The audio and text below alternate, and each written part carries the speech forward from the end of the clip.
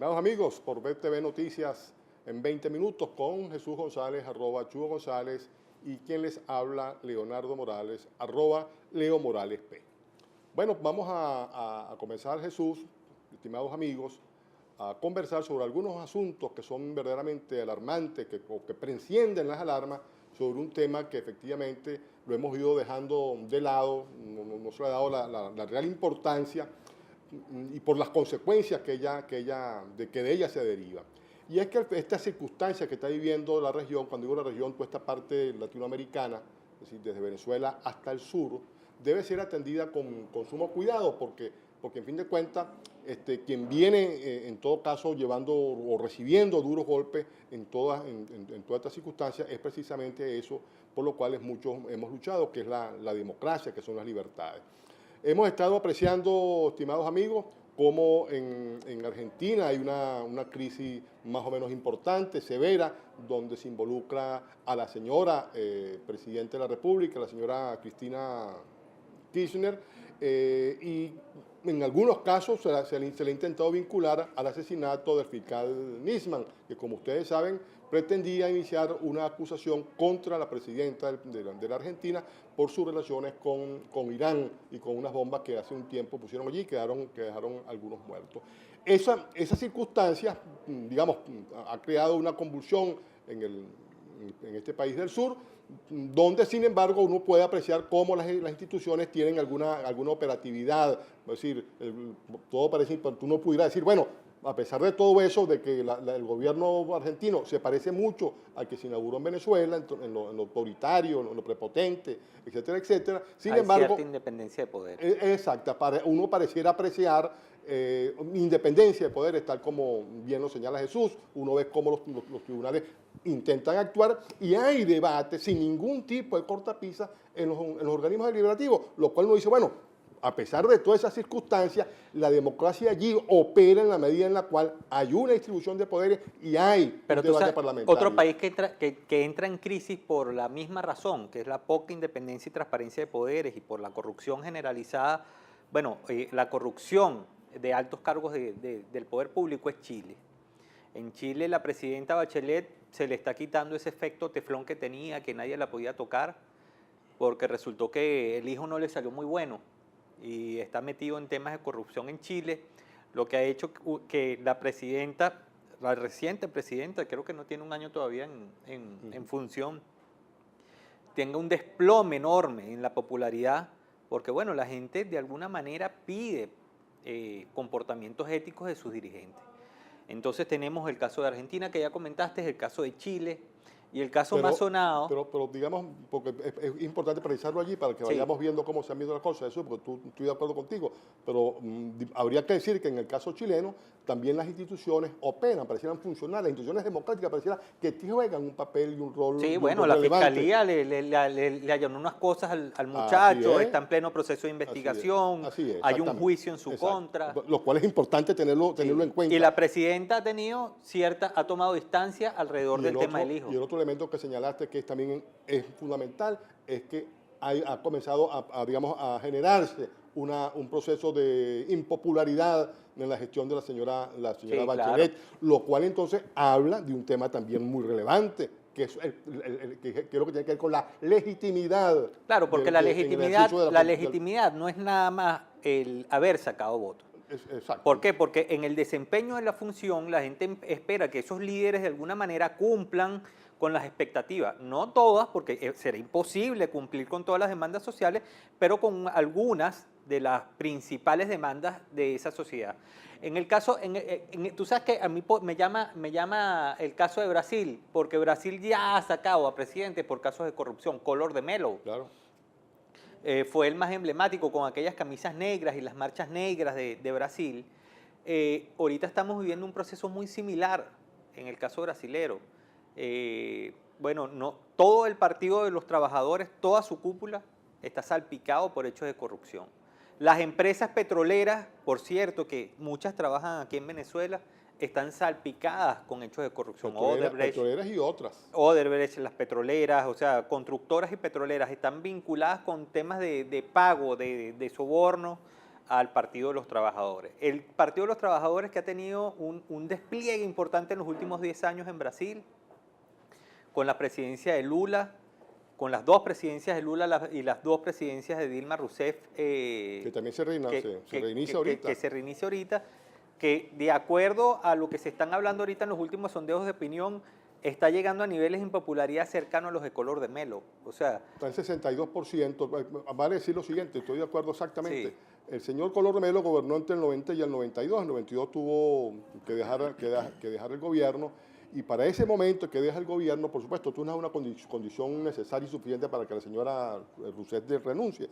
Pero en el caso de Collor de Mello, para el 92, tiempo en que se puso el impeachment, las acusaciones que se dieron, acusaciones que tenían que ver por eso que decía Jesús, por corrupción, porque auspició los lobbies, de repartición de contratos, etcétera, etcétera, etcétera. Después los tribunales absolvieron al señor Collor de Mello, pero esas fueron las razones por las cuales sacaron al señor Collor de Mello. Bueno, para esa fecha, el 92 tenía el 69% digamos, de impopularidad, su legitimidad se había venido al suelo. Bueno, al día de hoy la señora Rousseff Jesús está en el 62%. ¿Sí? Está un poquito por debajo, pero como dije, eso no implica que si llega a 69 claro deba que no renunciar. implica, porque nosotros podemos hablar del caso venezolano. En el caso venezolano nosotros tenemos una impopularidad enorme del presidente, pero sigue siendo presidente. Pero aquí nadie renuncia. Y Caldera, que era el presidente que tuvimos con mayor impopularidad en el país, que llegó al 22%, de popularidad solamente, gobernó sus 5 años. Así es. Entonces, pero fíjense usted que en el caso brasileño, porque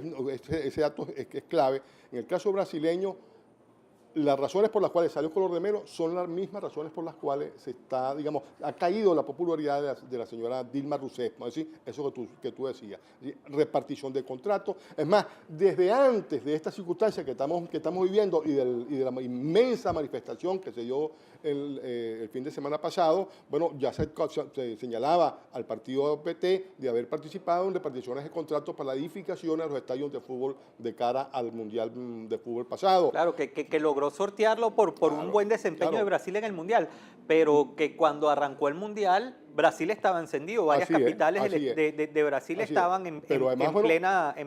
Pero además son la corrupción que alrededor de la empresa petrolera, cosa que también ocurrió justamente con Collor de Mello, con Petrobras, tuvo que ver con esa situación. Pero bueno, pero pareciera que también aquí, Jesús, las instituciones parecieran jugar un papel importante. Pero fíjate, en todo esto. aquí lo hemos comentado en los últimos programas, ustedes han tenido información que ha salido en los medios, aquí se ha destapado una olla de corrupción durante los últimos meses que va desde el presidente preso en Portugal con negocios de Venezuela y que ha pasado como por debajo de la mesa, hasta todos los últimos casos de los bancos españoles, donde alrededor de 4.200 millones de dólares, producto de negociaciones ilícitas, también posiblemente, de acuerdo a lo que dice la prensa internacional, van a venir otros casos de corrupción.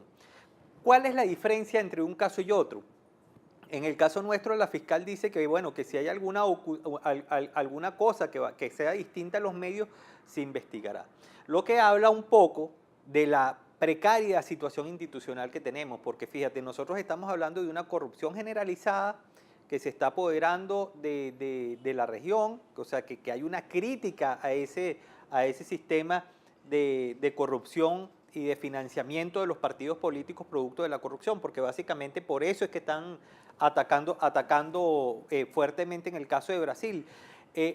Y habla de la institucionalidad. En el caso brasilero, la fiscal inmediatamente dice, vamos a atacar el tema de la corrupción. En el caso argentino, la fiscal dice, vamos a investigar el caso de Nisman. En el caso de Chile, dicen, voy a investigar inmediatamente. No había terminado de caer la situación con el hijo de Bachelet cuando ya estaban investigando. Y en Venezuela opera el caso Shakira, ciega, sorda, muda. Y eso es lo grave, porque poniendo un lado el resto de las situaciones que ya lo analizaremos, que es el desabastecimiento, inseguridad, el mal salario de los profesores, nosotros pudiéramos decir aquí que las instituciones no están cumpliendo su función porque inmediatamente que sale una denuncia por la magnitud, eso debería estar investigado. Carlos Andrés, para recordar, estuvo preso enjuiciado y salió del gobierno por $250.000.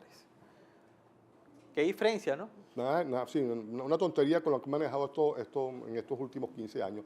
Pero entonces, ese tal cual como lo iba hilando Jesús en el tema venezolano, es que efectivamente también están ocurriendo las mismas cosas que están apareciendo en estos países, digamos, de la región. ¿Cómo se llama? Brasil, Argentina y Chile. Solo que, bueno, en Venezuela, ya ustedes se han percatado lo que ha aparecido con el banco HSBC, donde aparecen unas cuentas del Estado venezolano que pareciera que el Estado no sabía que ellas estaban allí. Ya conocimos también de unos cuantiosos millones de dólares depositados en el banco de Andorra, lo que aparece ahora con el Banco de Madrid. Es decir, todo eso va configurando una red de corrupción que va, digamos, afectando la propia institucionalidad, que por cierto todavía no sabemos cuáles pueden ser las repercusiones, porque lo de Argentina, ojo con esto, con lo de Argentina hay que irlo llevando con mucho cuidado, porque pudiéramos tener más adelante sorpresas. Por cierto, ya lo adelantó, y lo podemos decir sin ninguna dificultad, ya lo adelantó hoy el propio Nelson Bocaranda en sus lunes, cuando señala que de alguna manera el caso de Argentina no salpica porque fueron gestiones, digamos, corruptas del expresidente venezolano Hugo Chávez, conjuntamente con el gobierno argentino, para que Irán, ¿no?, favoreciera con algunos préstamos, digamos, intercambiando el ocultamiento de unos actos terroristas Pero vamos a soñar un segundo, Leo. ¿Tú te imaginas qué pasaría en Venezuela si nosotros tuviéramos un parlamento independiente donde se hablaran las cosas como se tienen que hablar? Bueno, pero ¿qué justamente? Porque cuando nosotros hablamos de la debacle institucional que nosotros tenemos, es que nosotros, la oposición, que ha podido ser cualquiera, ha podido ser alguien de Marea Socialista, o lo más lógico es que fuera alguien del propio partido de gobierno, pidiera que se hablara y que se investigara sobre los casos de corrupción.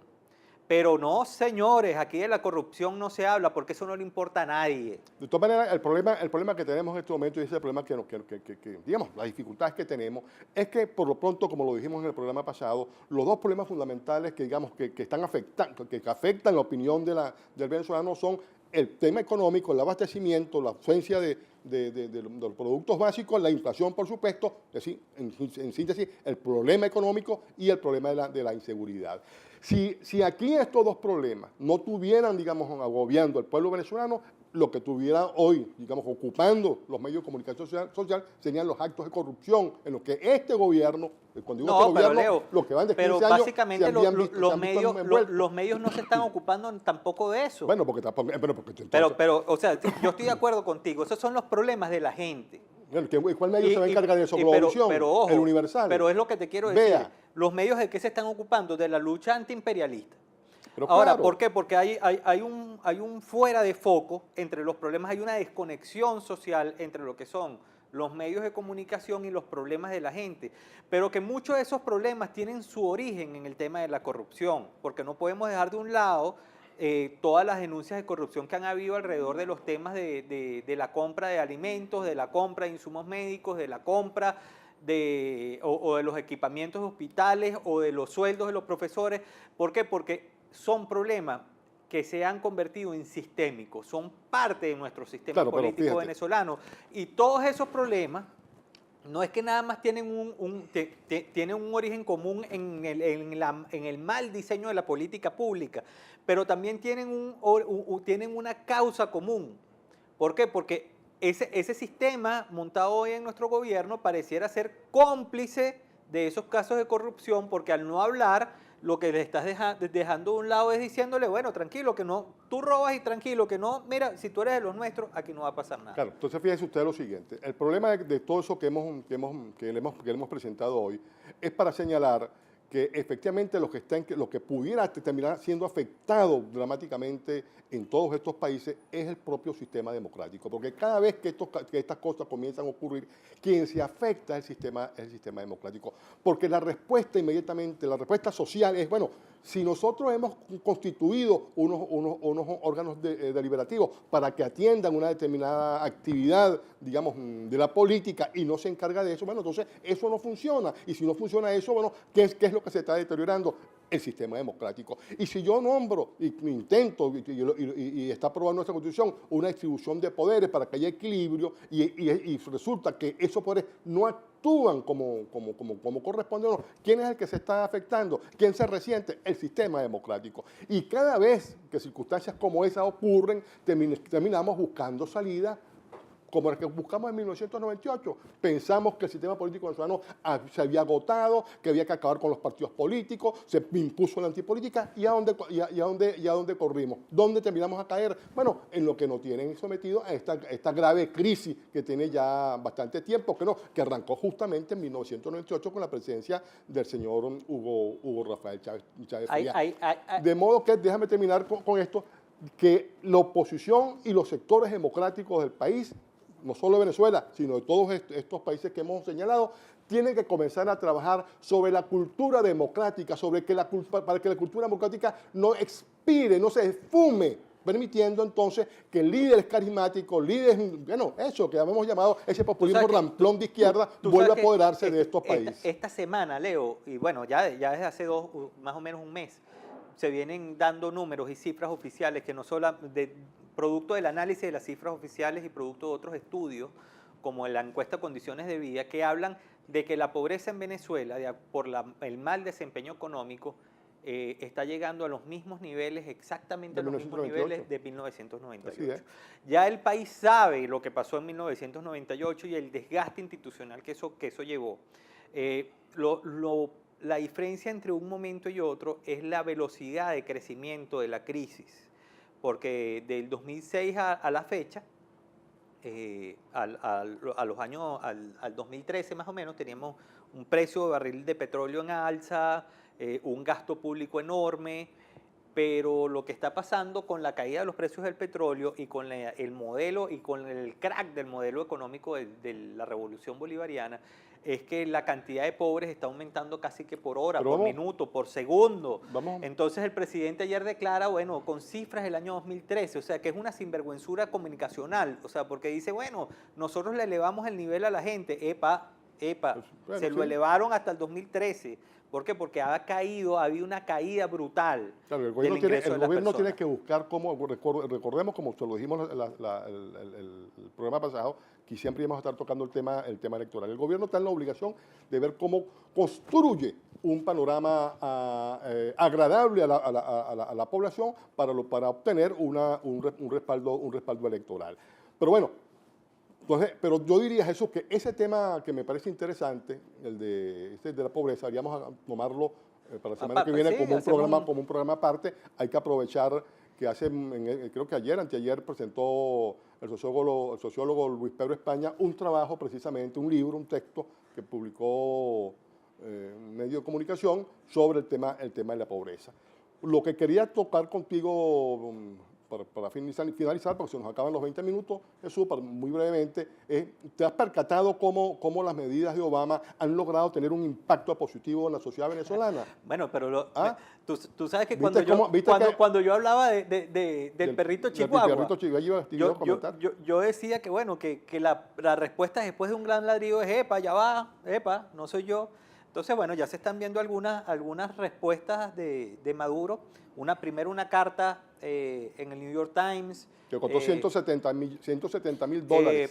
Pero yo creo que la más significativa ¿A cuánto lo habrá pagado? ¿A 60 o 100? Porque fíjate, es un tema de discurso doble, ¿no?